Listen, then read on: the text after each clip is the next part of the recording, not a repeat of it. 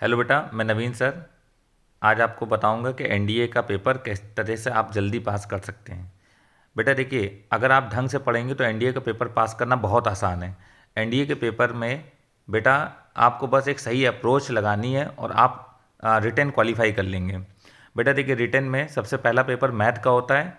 Math में 120 question आते हैं, 300 नंबर का पेपर होता है, 2.5 नंबर का एक क्वेश्चन होता है। अगर आप एक क्वेश्चन गलत करेंगे तो -0.83 आपका मार्क्स जो होगा वो कट जाएगा। ठीक है, तो देखिए एनडीए के एग्ज़ाम में 120 क्वेश्चन आएंगे। आपको 120 क्वेश्चन नहीं देखना है कि 120 करने हैं। आपको केवल और केवल बिल्कुल सही क्वेश्चन करने हैं, 40 से 50 के बीच में, बिल्कुल करेक्ट, उसमें गलती मत करिएगा। ठीक है, तो आप ये समझिए 120 क्वेश्चन में आप 70 क्वेश्चन हटा दीजिए, आप केवल 50 क्वेश्चन करिए, बिल्कुल सही करिए, लेकिन उसमें गलती ना हो। ठीक है ना। और ऐसे चैप्टर जो आपको बहुत अच्छे से आते हैं उन्हीं को अटेम्प्ट करिए। आप प्रोबेबिलिटी को ध्यान दीजिए, परमुटेशन कॉम्बिनेशन को ध्यान दीजिए, आप indefinite integral, definite integral, limit and quantity, ठीक है, स्टैटिक ज़रूर पढ़ के जाइएगा।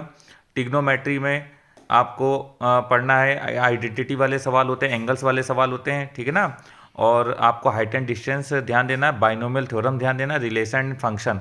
अगर आपको इतने चैप्टर आते हैं, ठीक है ना, एक चैप्टर मैट्रिक्स, उसको भी बहुत अच्छे से पढ़ लीजिएगा। अगर आपको इतने चैप्टर आते हैं तो आप आराम से मैथ क्वालिफाई कर लेंगे। ठीक है।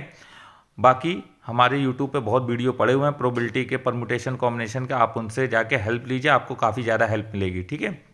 अब देखिए, जीएटी में जो एग्ज़ाम, जीएटी का जो पेपर होगा उसमें आपको क्या करना है कि आपको केवल इंग्लिश में वोकैब्स पे ध्यान देना है और रीडिंग पे ध्यान देना है। ठीक है, तो रीडिंग कॉम्प्रिहेंशन पैसेज वाले जो क्वेश्चन आते हैं उसको ध्यान देना और वोकैब्स पे ध्यान देना है। बाकी जो बच्चे कोचिंग इंस्टीट्यूट में पढ़ रहे होंगे तो उनका इंग्लिश का पर्याप्त मटेरियल होगा। वोकैब्स को बहुत ध्यान दीजिएगा, वोकैब्स बहुत ज़्यादा पूछी जाती है, और जिनको वोकैब्स और रीडिंग कॉम्प्रिहेंशन आता है वो इंग्लिश का कट ऑफ आराम से निकाल सकते हैं। ठीक है, 50 क्वेश्चन इंग्लिश के आते हैं, आप उसमें 20 क्वेश्चन बिल्कुल सही कर लीजिएगा। ठीक है। अब देखिए, आपका जो जनरल साइंस का पेपर होता है उसमें हिस्ट्री भी आती है और जियोग्राफी भी आती है। ठीक है ना।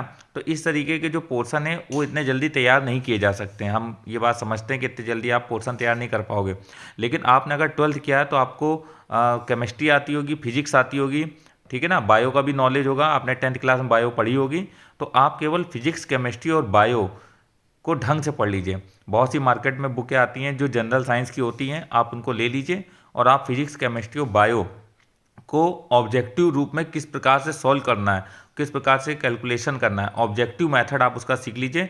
बहुत सारे ऑब्जेक्टिव प्रैक्टिस पेपर मिलते हैं मार्केट में, आप उनको लेके प्रैक्टिस कर लीजिए। तो आप जीएस में केवल और केवल आप पढ़िए फिजिक्स, केमिस्ट्री, बायो और करंट अफेयर। ठीक है। और मैथ में हमने आपको बता दिया 50 क्वेश्चन से ज़्यादा ट्राई मत करिएगा, 50 क्वेश्चन बिल्कुल सही करिएगा। ठीक है। और इंग्लिश में 20 से 22 क्वेश्चन आप कर लीजिए, बस आपका सिलेक्शन हो जाएगा। और अगर कोई समस्या हो तो आप हमको ज़रूर बताइएगा। मेरे यूट्यूब चैनल पे मैथ्स के काफ़ी ज़्यादा वीडियो पड़े हुए हैं, आप उनसे जाके हेल्प ले लीजिए। जय हिंद बेटा।